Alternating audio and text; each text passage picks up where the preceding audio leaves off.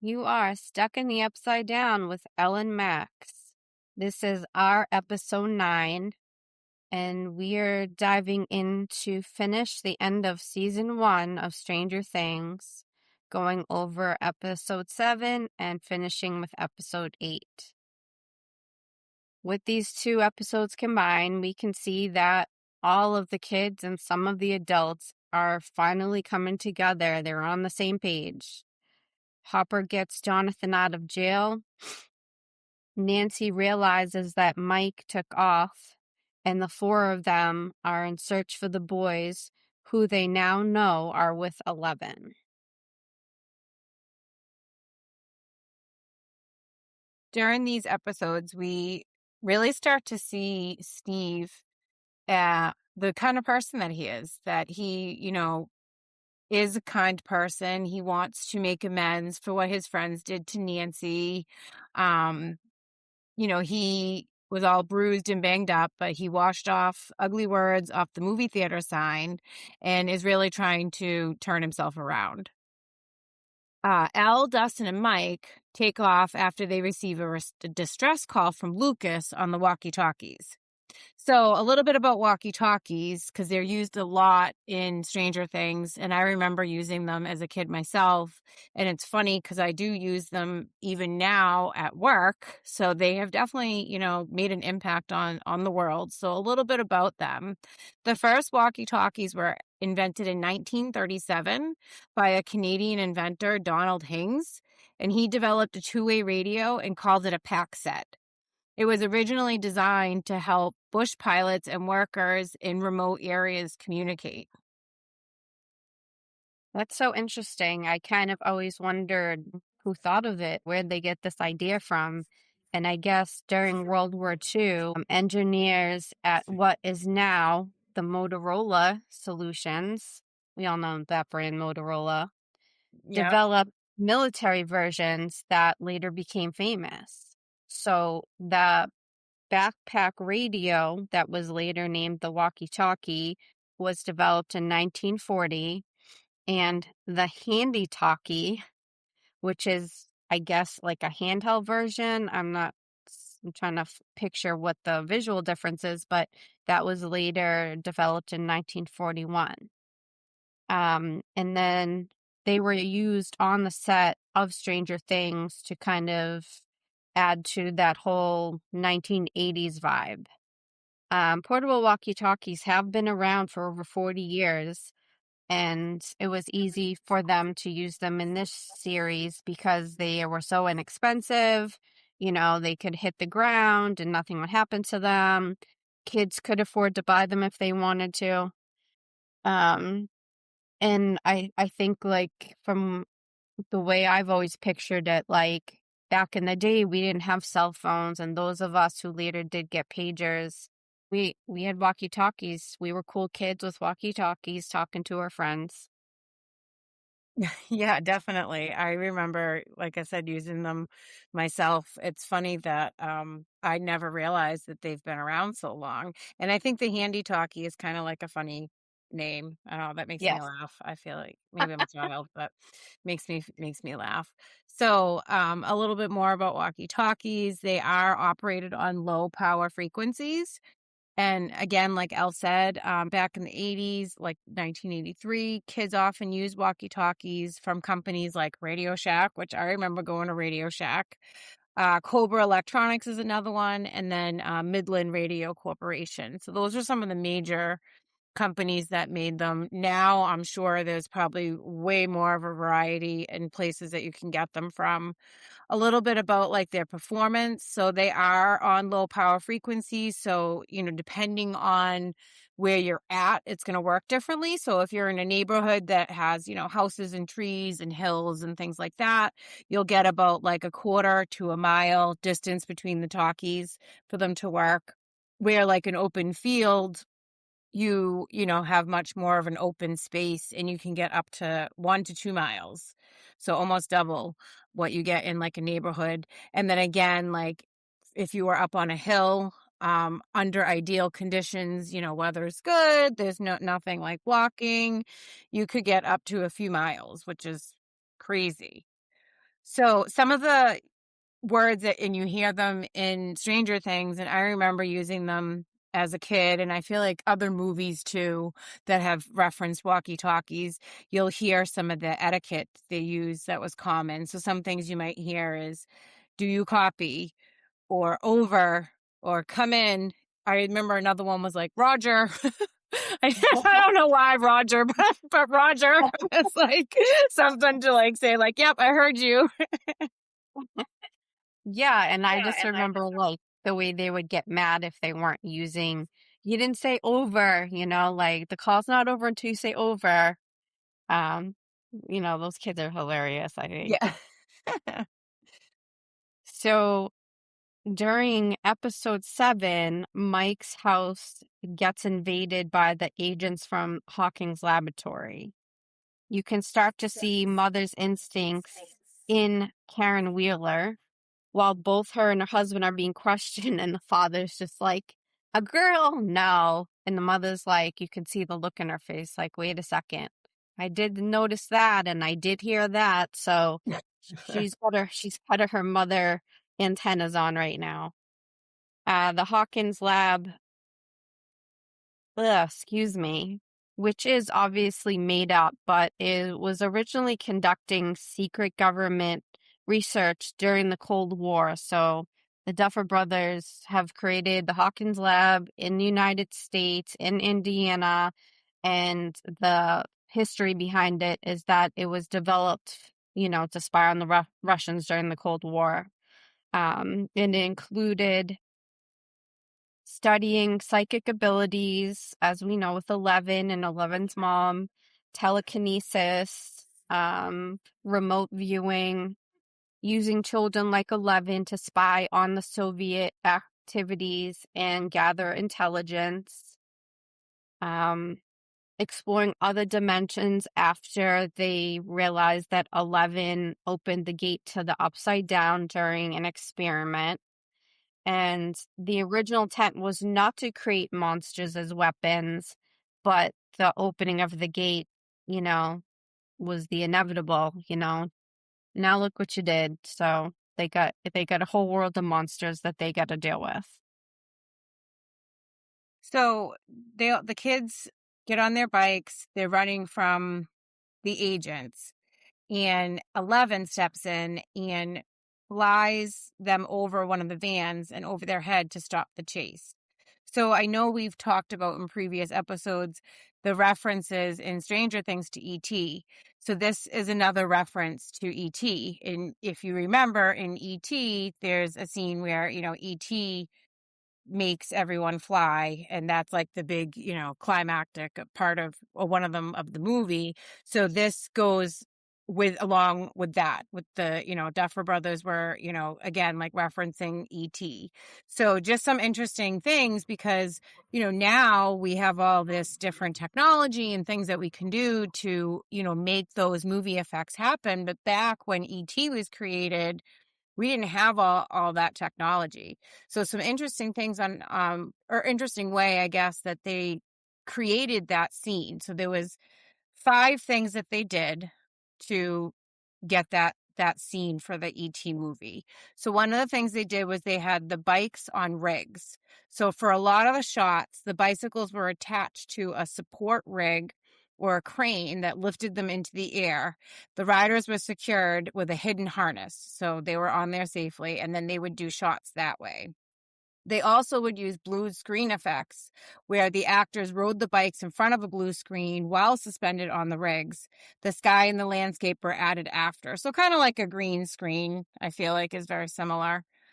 They also used miniatures. So some of the wider shots, they used miniature models of trees in the town, and the bicycle rig was filmed separately, and then they combined them afterwards with the miniature background.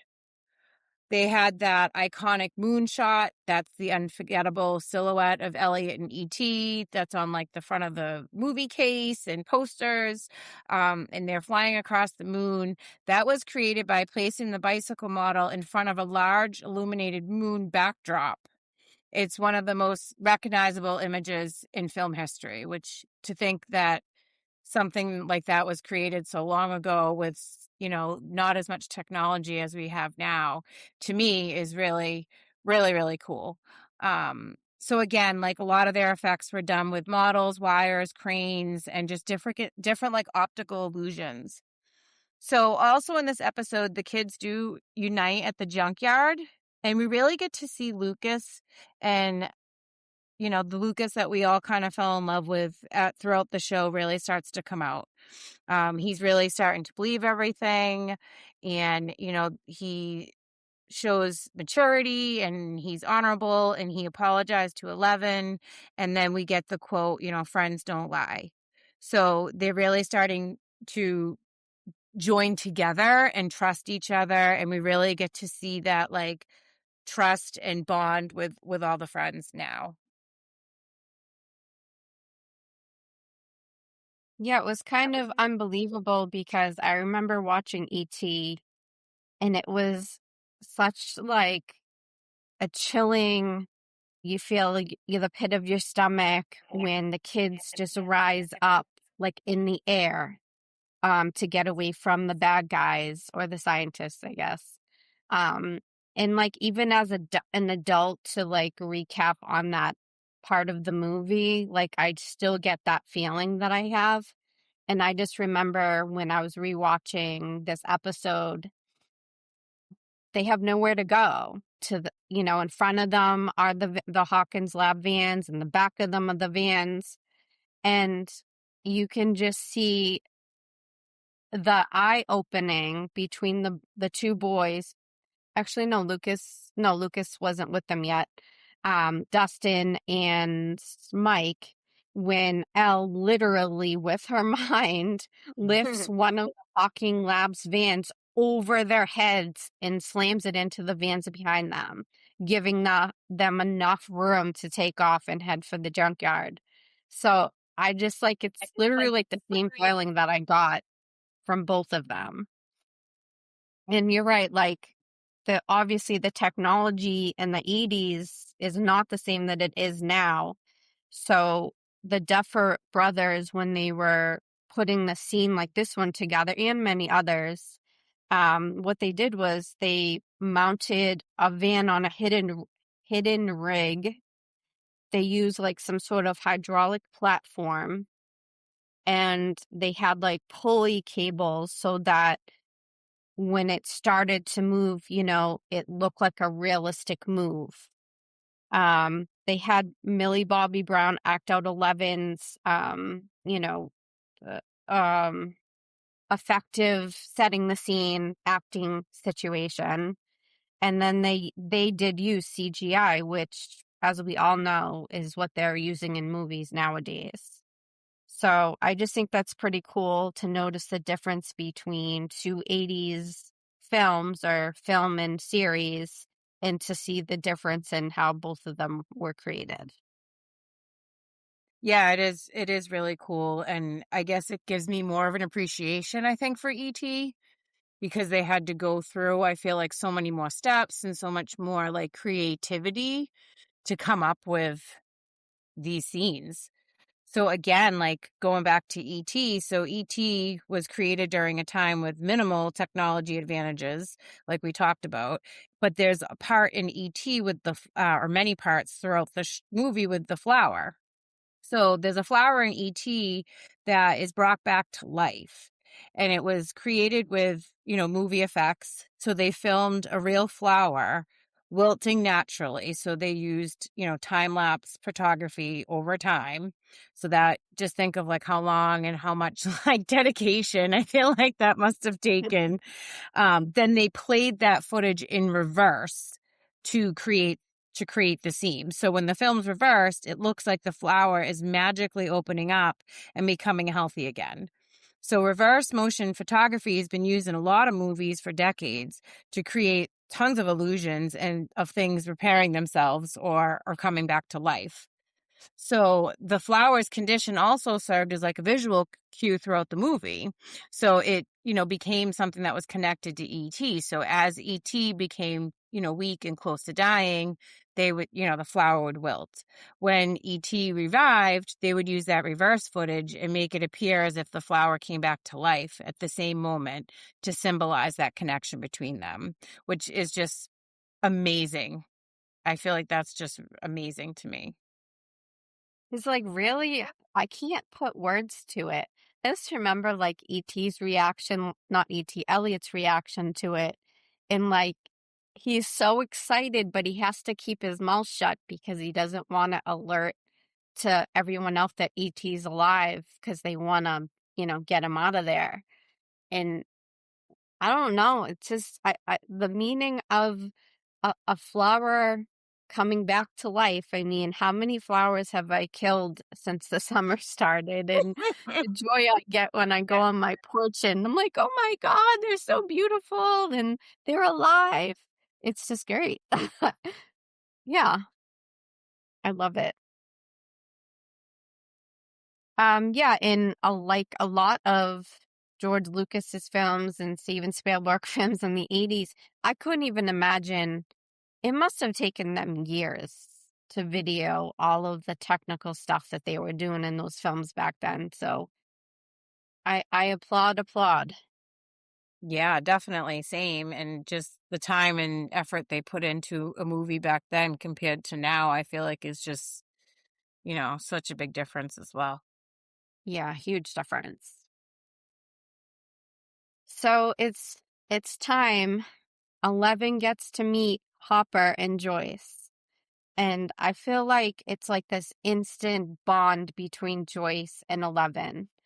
Um, I think that as much as Joyce wants to find Will at this point, I think that her seeing 11 and just seeing like the clothes that she's wearing and how much her powers are like depleting her of energy is just, you know, as a mom, Max, it's just, I feel it. I feel Yeah. the little girl. I want to help her. Yeah. Yeah, absolutely. But desperate to find Will, 11 agrees to help by going into the bath to find him. Dustin uses his vast knowledge of science and convinces his teacher to help him build a bath for 11, although he doesn't say it's for 11. He says it's, what did he say? Not a science project. I think he said it's for fun. So, yeah, Yeah, I that was can't remember exactly, but something along those lines. This poor science teacher.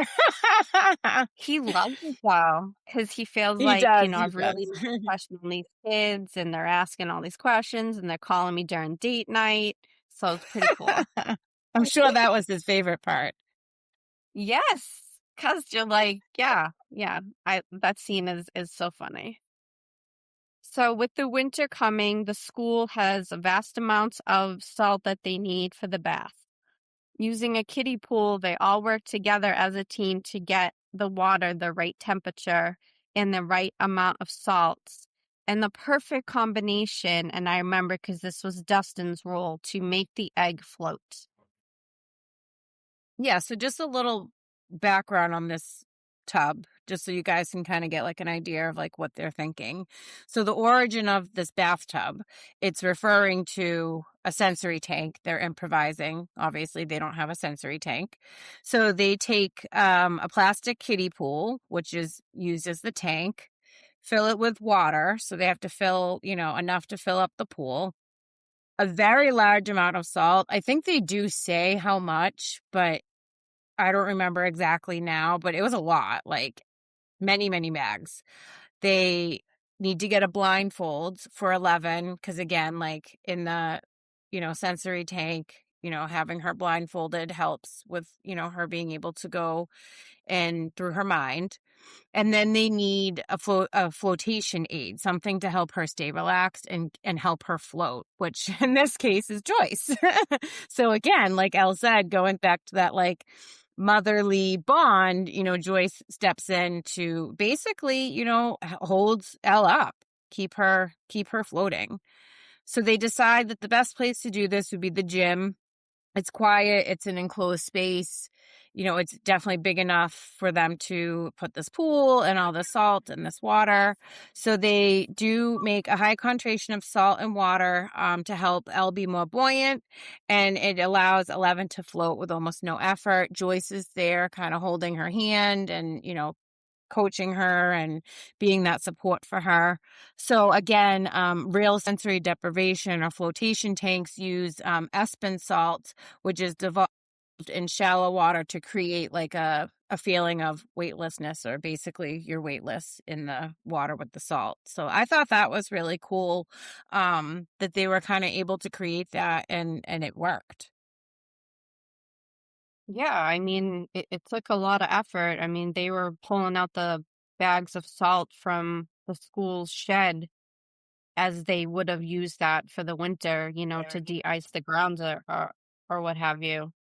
Um, and then I just remember Joyce being like so motherly with Al, I got you. Don't worry. I'll be right here with you if anything happens. So it was really cool to watch that. Um, I've never been in a sensory deprivation tank. I've been offered to try it, but like Max said, Elle's wearing a blindfold because when she goes into the bath at Hawkins, she's wearing a helmet, and then they shut the lights off so it's completely dark. So in essence, you're supposed to shut down all sorts of any type of stimulation. Um, so real float tanks that are designed, excuse me, to reduce external sensory input and in essence to promote relaxation. It is possible to make a deprivation tank like this at home, but it definitely wouldn't be the same. First of all, we can't go down to the gym at our, our kids' school. We wouldn't be able to explain why we use that much water, that much salt. But if you wanted to do this at home, this is what it would take. A bathtub or a small pool. They kind of recommend that, you know, your body is small enough that it would float, not have your feet sticking up at the end of the bathtub. Warm water around skin temperature, which I'm not really sure what my skin temperature would be. Large amounts of Epsom salt, and that is again to increase the buoyancy. A dark room, which I think it felt like in my house I could never get it completely black in the bathroom, even if I put blackout curtains in the I don't know. Um, Yeah, I feel like that would be really hard. a quiet room, Max. We have dogs. They're unpredictable. What is quiet? I'm And then sorry. I don't even know what that means. and earplugs and a head support if needed. Yeah, the ones, yeah. So yeah. I'm trying to Oh, think. sorry. I'm trying to just think, like, if I would put earplugs in my ears while I was floating in water, I don't see how that would be good, but okay, that's fine. I feel like my anxiety wouldn't allow me to do that. Like, I feel like it's got to be one of the other. Like, I can be in like the dark room, but I need to hear. Like, Yep. I don't know. I guess if I was home alone, maybe I'd be okay with that. But I guess I'm just thinking from like, as a mother, we're always listening, right? Even when I'm sleeping, I'm listening. So I Yeah. feel like I don't know that I would be able to completely relax enough and like not be able to hear anything at the same time. Yeah, and at least though, if you're at home, like, I don't know if you've ever seen one of these tanks, they close the lid on you. So you're not only in complete darkness, you can't just open up the lid. They have to open up the lid. I am literally getting like anxiety pains in my chest just having you Yeah. say them. Like the Yes. thought of being locked in something and not being able to get out, regardless of what it is very frightening to me. Yes, I could walk around in the dark, like not being Ugh. able to see anything. I could probably take a bath in the dark, but the idea of being enclosed in, no. Nope. I guess, and relying on someone else to let me out. Yeah, I love you, girl, but I wouldn't trust you with that. Yeah, I'm not sure I would trust anyone with that. So, a few important limitations if you do decide that you want to do this at home, just some things to keep in mind. Like Elle had mentioned, like typically a regular bathtub is not small. I mean, it's not big enough, or it's too small to be able to float comfortably like the way that you really need to. You would need hundreds of pounds of Epsom salt to reach the buoyancy of a commercial tank, which can be expensive. And like, who the hell wants to like clean that up? Like, I know most of it will dissolve, but I feel like that much salt, like, there's gonna be something left, right? All I'm thinking is cleaning the bathroom, okay? So, commercial float centers, they use like specifically designed tanks with like filtered water. It's temperature controlled. It has like a sanitation system. So, they're really difficult to replicate at home. But you can also do like relaxation while you're floating. You can, go to a professional float center if that's something that you really want to do. And that's probably like a better and safer option than trying to do it at home. And it's cleaner. But again, they close the lid on you. But they closed the lid, FYI. So disclaimer is it's Yeah. cheap. No, it's not cheaper. It's safer. Well, I guess safer if you trust the person closing you in, and better, but you get locked in. Yes. Yes. Okay, so we have this scene where 11 is in the bath and they get the room as dark as they possibly can. And while she's in the bath, they they basically duct tape these goggles to make them as dark as possible. She's in there and she's in the upside down and she's ultimately searching for Barb, of which Nancy is just like, please just find my friend. Like, I can't believe my friend's missing. I can't believe I ditched her for Steve. And, she's just really like, this is all my fault type of thing. And unfortunately, the first thing that 11 encounters is Barb's dead body. And it is something like out of a horror movie. Like, she is basically spun up in some nasty, goopy web shit. She's got like slugs and stuff coming out of her mouth. Like, it's gross. And 11 kind of freaks out because I don't think up until this point, at least from the footage we've seen, has she seen a dead person. So 11 kind of freaks and I think she says died. Like, I don't think she says dead. I think she says died, and she started screaming. And then, Joyce brings her back because Joyce has both of her arms and she's soothing her. It's okay. It's okay. I'm right here. I got you. And I just love that about Joyce. And so then 11 is encouraged to keep going to look for Will.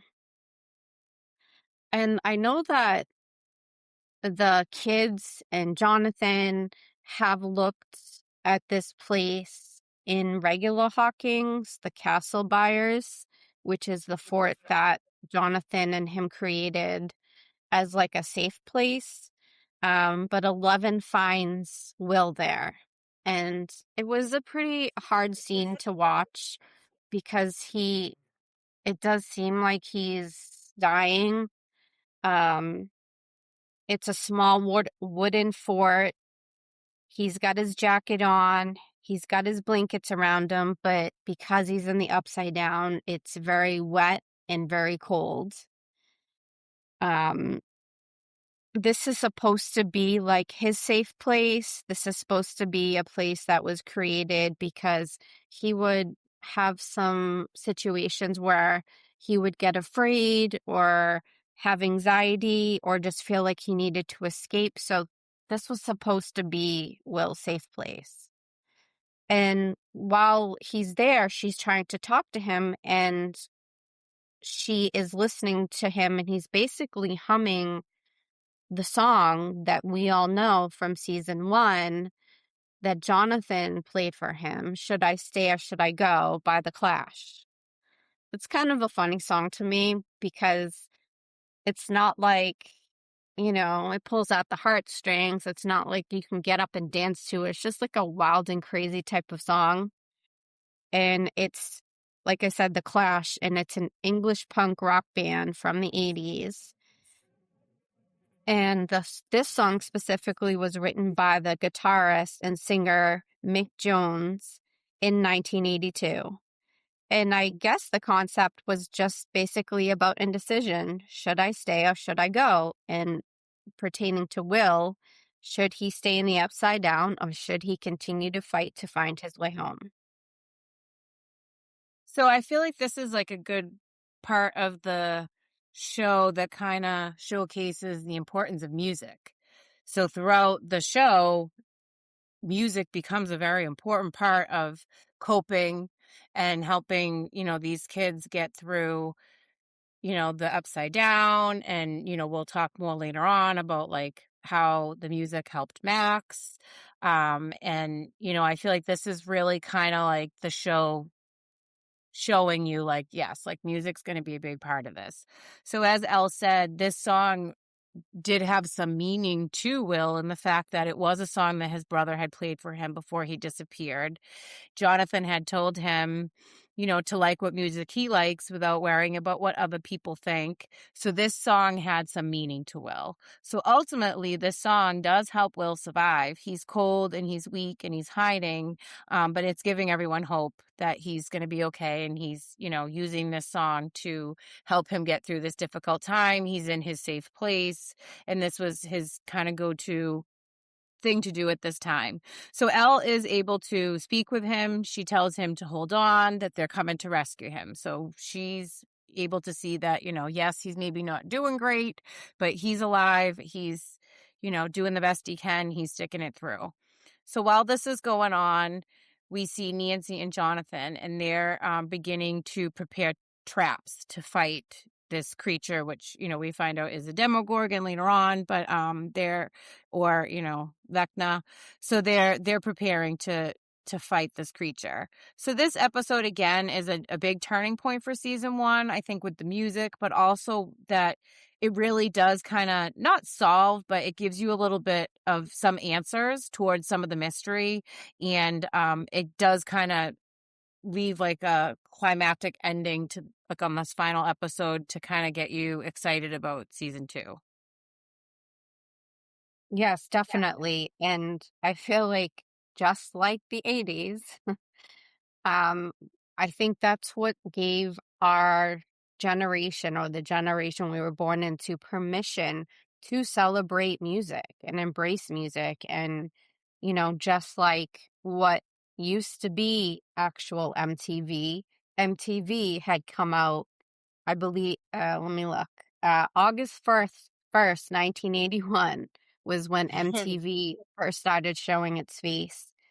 And the first song video that they played was Video Killed the Radio Star, which is Yeah, and kind of that ironic. was when they actually like it really was called music television because they literally played music. It's not like the MTV that we have today. Like it was legit, like you would turn it on because you wanted to listen to music. And like I just remember watching videos and like being so excited that like a new video was coming out and like seeing like famous people. I remember I really liked that actor. I never say his last name right. Devin Swana. He played Casper.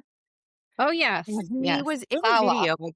Yes, I can't remember what video he was in now, but he was in a video. And I remember like pressing record on my VCR to like record the video so that I could like watch it over and over again. Yeah, I mean, to me, music has always been everything. And what happened to MTV? I Right? kind of Now felt it should like, be drama TV. oh my God, it's kind of a joke if you ask me, but I don't want to. I don't want to cause too much. I don't Not want to rustling any feathers anybody. today. Yes, yes. So I kind of felt like episode 7 was a little short, but obviously a lot did happen and a lot happened to kind of like set the scene for the season finale. And here we go. So this is episode 8. And boy, is it game time for Nancy and Jonathan. They have been preparing for this battle, and they've gone to, what was it?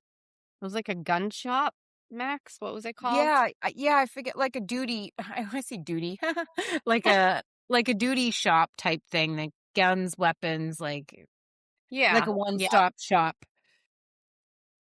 But I think they've done their homework, and I think they did their homework because we all know that Nancy had to take a step into the tree and ended up in the upside down. And they now know what happened to Barb, so they're like, "Oh, it's on."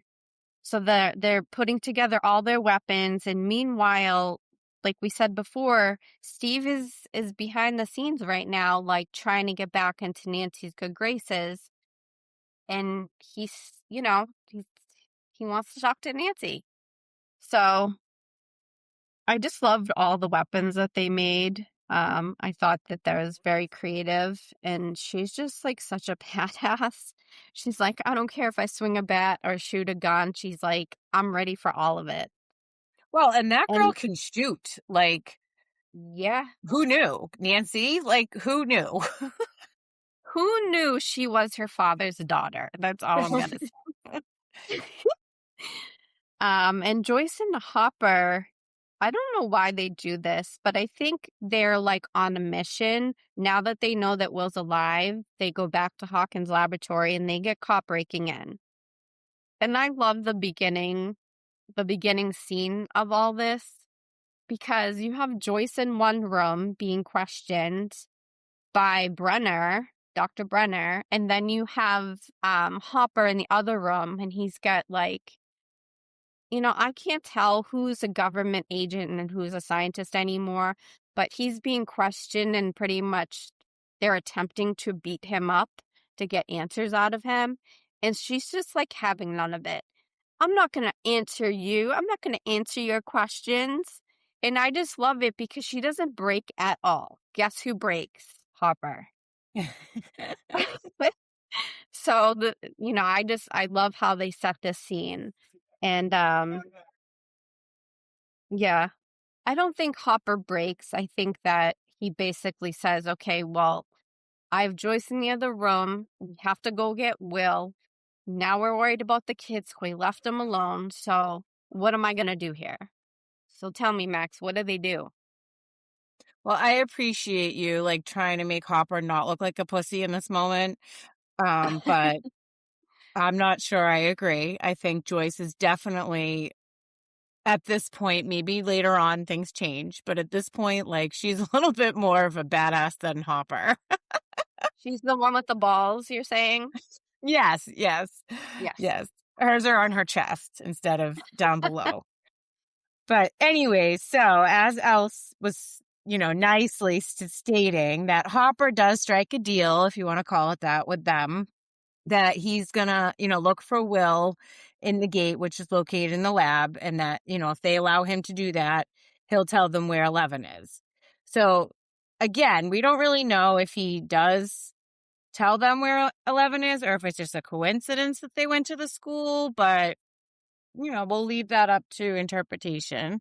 So suiting up with breathing masks, Hopper and Joyce make the brave decision to walk through the gate and go into the upside down, which is horrifying looking. But like the way they go in, I don't know. I would have been like, hell no. I mean, I guess if my kid was in there, but yeah, they definitely make it look not appealing. Yeah, there's so many like again movies from the 80s that like this scene reminds me of in respect to as a mom, especially maybe a dad too, what would you do? Like because you could give me $1 million and I wouldn't go through the gate, whatever. But if it's your kid, you don't think about the obstacle. You just think about the end game. And, you know, Yeah, I think you Joyce made a doesn't really win. good point, because I think in this moment, they're not really, they're running on adrenaline, right? You're not thinking logically, like, again, like, as a mother, I'm saying, like, I wouldn't go in there because we're sitting here doing a podcast talking, right? But if I'm in that moment, my adrenaline pumping, my kid's missing, I know that he's in there, I know that he's alive, like, I don't give a crap. I'm going in without a suit. Yes. Yes. Yeah. And they go in. They don't waver. Like, she's not a typical girl. Like, ew, what's that? Oh, I'm not touching that. You know what I mean? She's very like balls out about it. She's like, I'm just going to get my I kid. can't I say don't. that I would be like that. I probably still would go in, but I'd be like, ew. Yeah.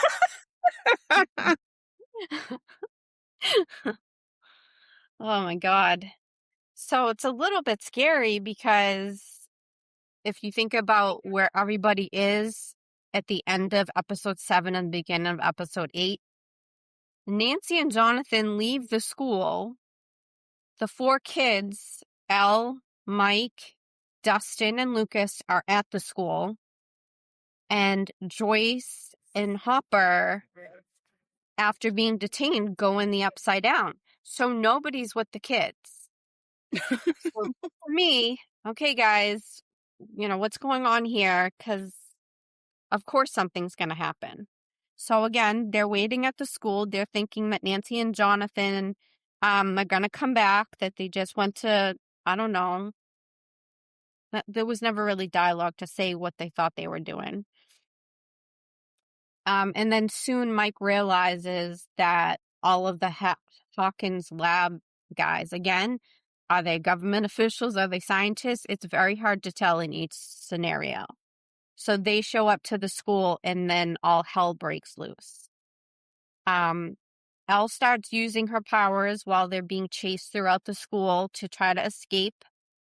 She ends up killing the chick. I can't think of her name, but we saw her twice already. She was the one that was proposing the AV equipment earlier. Elle ends up Oh, killing okay. her. Yep. Yeah, she ends up killing her, with her mind control and the other armed people that were with her.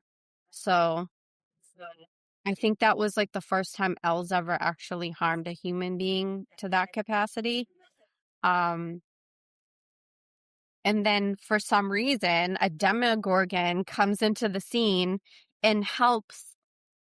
Obviously, the Demogorgon didn't realize that's what it was doing, but it helps the kids escape for more time by it going after the blood. So the blood of the killed humans, and then the other adult humans that are chasing after the kids.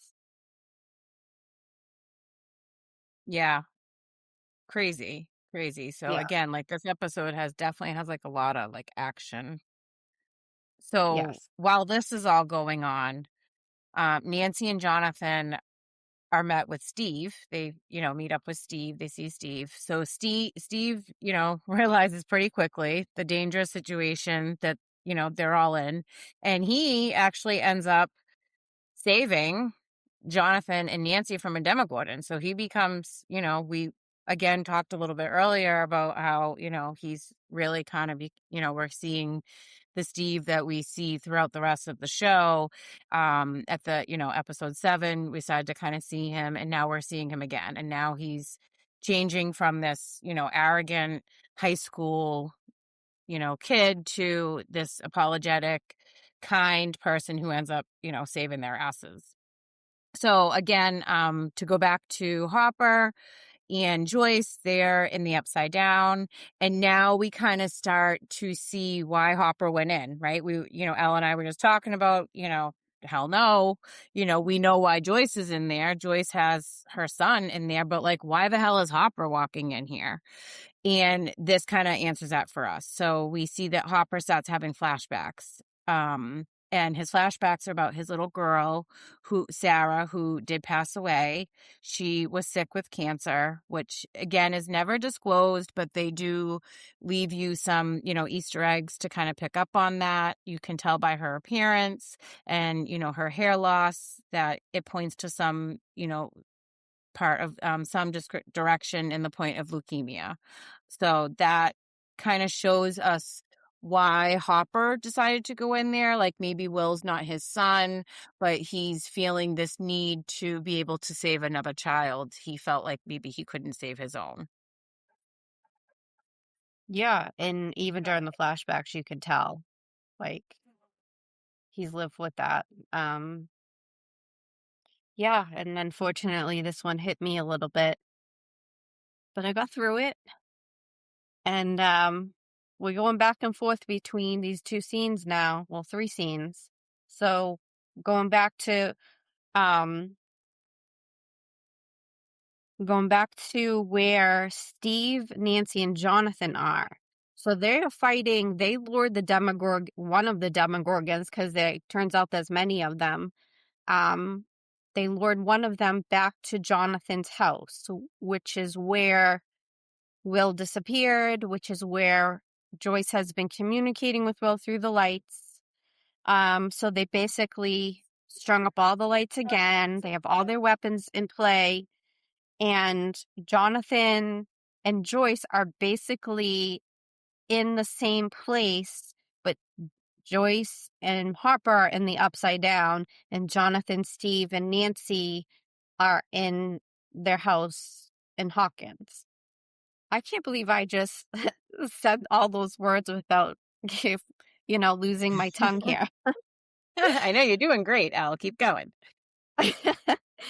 And now back at school, because Elle used so much of her powers to fight off the lab people and the agents, she's very weak and almost lifeless. So I think it was Dustin that carries her. Dustin carries her. They find an empty classroom where they're trying to hide and figure out a way to get Elle back to life, but be safe from all of the people that are there chasing them and the Demogorgon that's now in the building. Unfortunately, the Demogorgon comes in. They're face to face. This is so funny. Lucas's weapon of choice is a slingshot. And I guess he has a reputation of like being so on point that they're like, "Come on, Lucas, you got this. Come on, get him, Lucas." And like you see him do this shot after shot, but because the Demogorgon's, I guess, mouth isn't open, it it's being like pinged off of it every time. And then finally the last shot, he gets it inside the mouth and it like bounces to the back of the wall.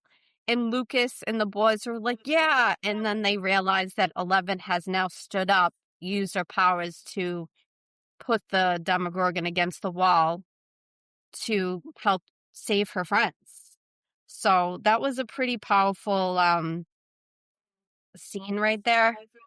I kind of felt bad for Lucas after that, but it happened, and at this point, the Demogorgon is still alive. So what's going to happen?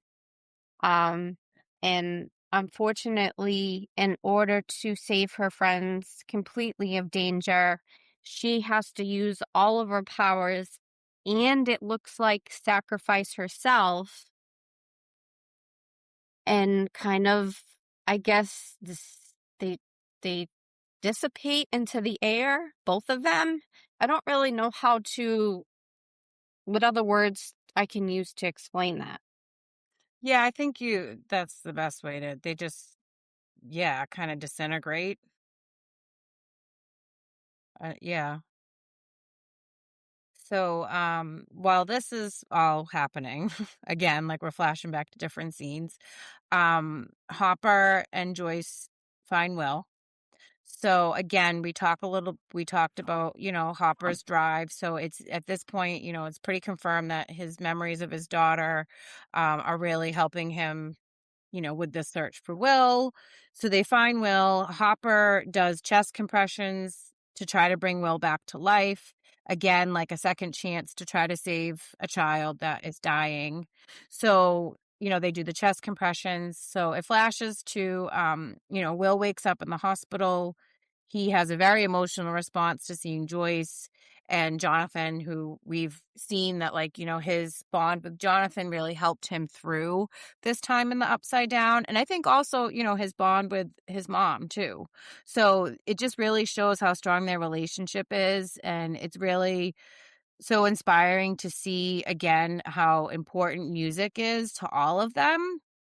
And Jonathan hands Will new Wix a new mixtape that he made for Will. I don't know what a Wix is, but I do know what a mixtape is because I used to make mixtapes myself and have to stop the boombox, I guess you would call it,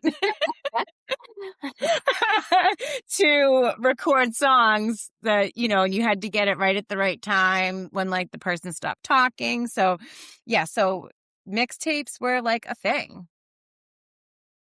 Yes, they were such a thing. I felt like I wouldn't say you weren't a cool person if you didn't have the ability to make your own mixtape. I just felt like I wasn't complete unless I was able to do that.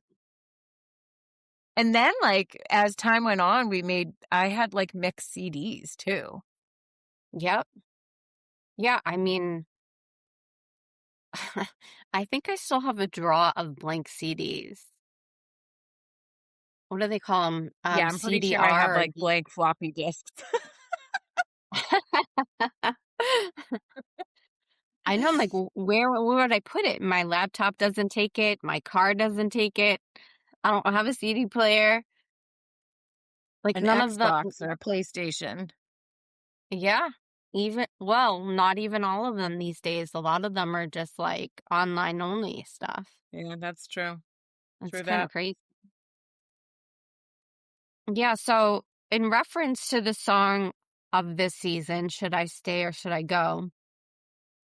If music can inspire Will to never give up and use his strength to survive and to not be afraid, imagine what music can do for you. Do you remember? I think it was a few episodes ago, we were listening to the hit list the hit list on the radio back in the day. I think we mentioned this, and I don't think that we got everything correct. So I did a little digging, and it was called Casey Kasem, and it was top 40. For whatever Yeah, I reason, I remember thought it was that. top 100, but I guess it was top 40, and depending on where you lived, it would come on Sundays. I guess he started doing this in and I think it was 1970. And then different stations kind of caught on and wanted it to be done with their station as well. I remember that, they also had people that did dedications or whatever. I don't think we heard the people doing the dedications, but Casey would always like, oh, and this is the dedication from so-and-so to so-and-so. I remember hearing that. And this is Casey Kasem. It's funny because I can I hear can his, still like hear his voice. Yeah, exactly. crazy. And I don't know if I could make a top 40 list because I like so many songs, but not them enough to be like in the best. But since we're talking about a song that inspired Will to survive and not give up, I thought that we should share some of the songs that inspired us that are from the 80s. So I'll start off. And my first one is True Colors by Cyndi Lauper. This song was released in 1986, and it was the lead single on her second album, True Colors. The lyrics encouraged showing your true authentic self, even when vulnerable times, and to remind yourself that you are beautiful like a rainbow. As someone who has always struggled to fit in and feel good in my own skin, this song totally sings to my heart. Love that Another, song. yeah, I mean, it doesn't matter. I won't say how old we are, but it doesn't matter how old I am. This song still sings to me. Another song, it's a little more upbeat, is We Built This City. And the song is not necessarily like that I'm inspired by the lyrics. I'm just inspired by the concept. It was released in 1985.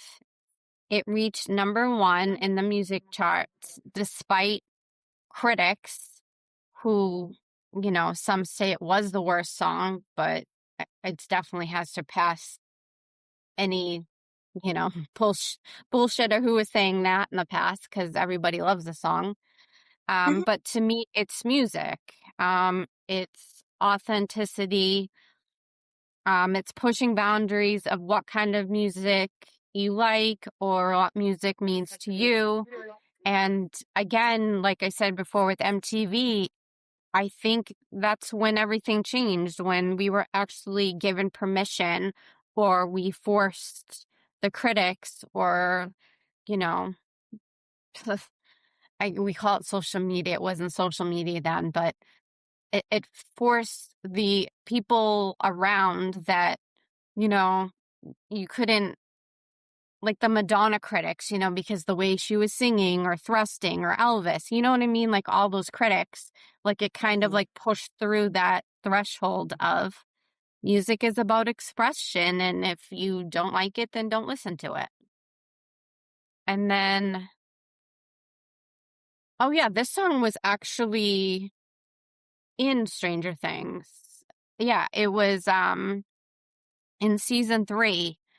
I know that it was one of the mall scenes, although most of the mall scenes were crazy, although the beginning ones weren't, when Steven and Robin were working in there. So I guess it could have been then. I'll have to remember. And then the other song I picked was I'm Still Standing by Elton John, released in 1983 from the album Too Low for Zero. I did watch Elton's documentary about his life, and if it's all based on facts, I think that this song can sing to many of us.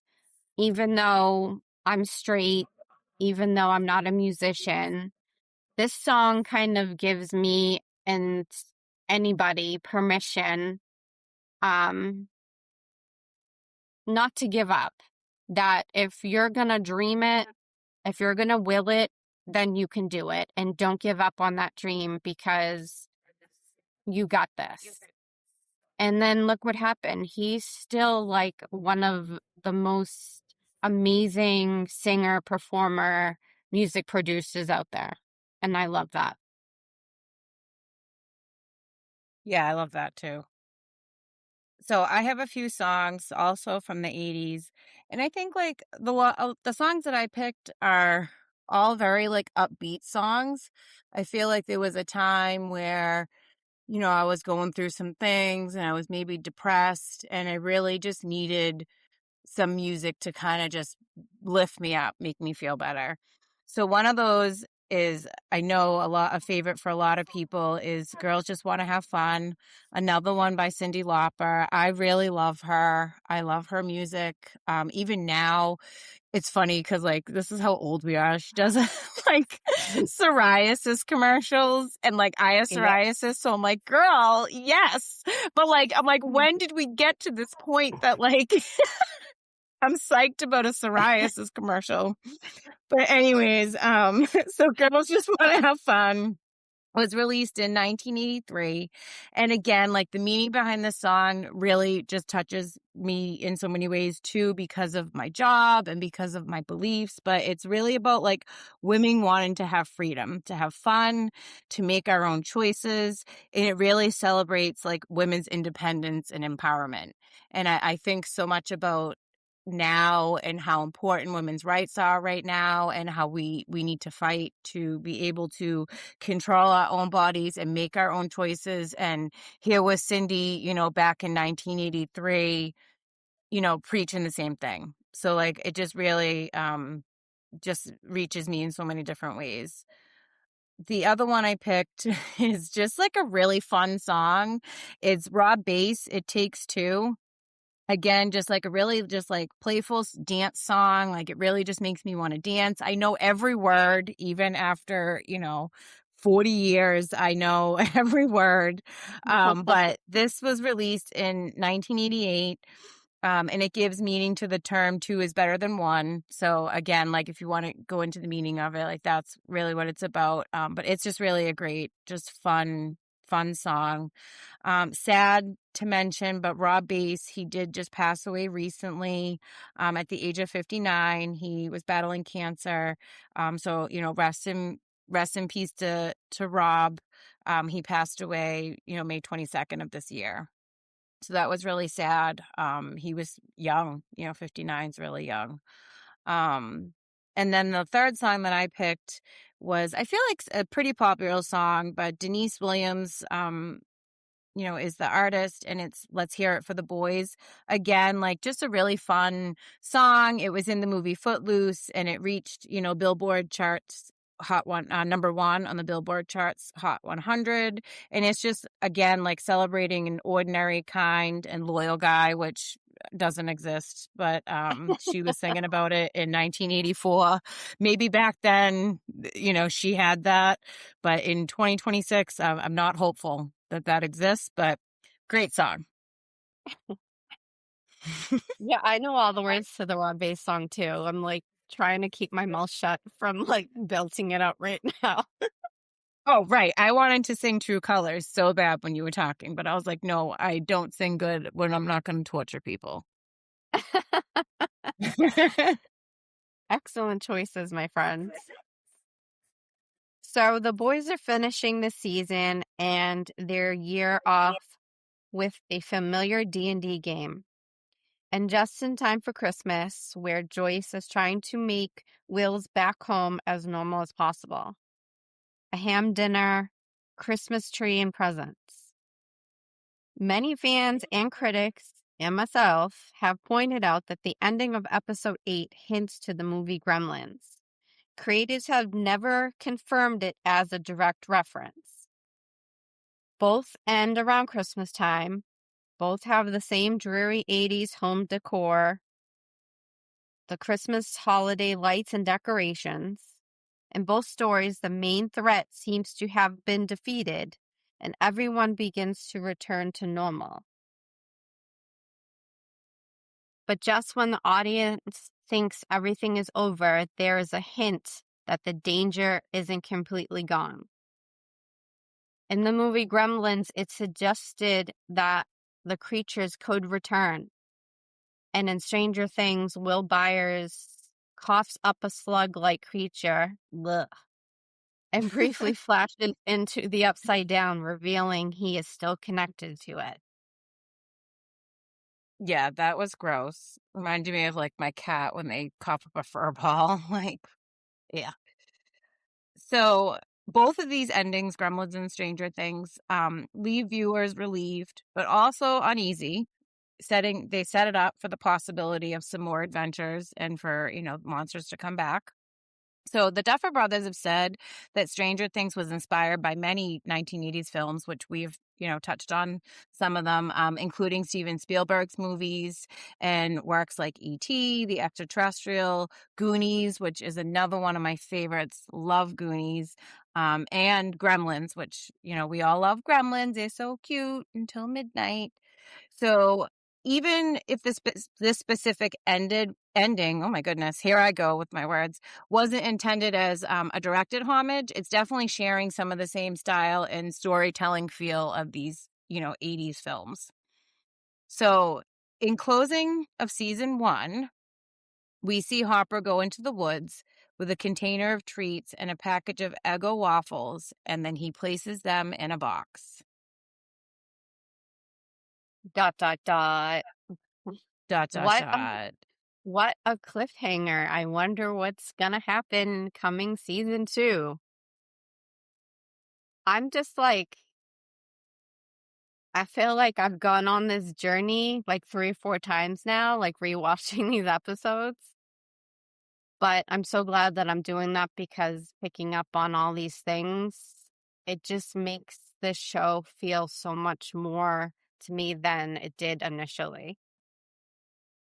Um, One thing I am hoping that we will see in season 2 is I want to see Will come out of his shell a little more, because I think that what happens with characters that go through trauma in real life or people in real life, they kind of either close down or they work to rebuild themselves outward. And I hope that that happens for Will, because he is literally the same age as the other kids. But to me, seeing him in season 1, even though he was missing for the flashback parts, and when Al11 finds him and in the hideout in the upside down, like I just feel like he's just so little compared to his friends. And I hope that Yeah. that happens for him in season 2. Yeah, I agree. He definitely seems younger, almost like, mind-wise than the other kids. Yeah, I mean, granted, he is going through a lot. The other kids all like seem to come from you know, a more stable environment. And I know that even though we don't see Lonnie and Joyce together, we do see their minimal interaction when Will goes missing. So I can kind of see why it might be hard for Will, especially at, younger age than Jonathan, how that might affect him. But I hope that he'll come out of his shell during season 2. Yeah, I hope so too.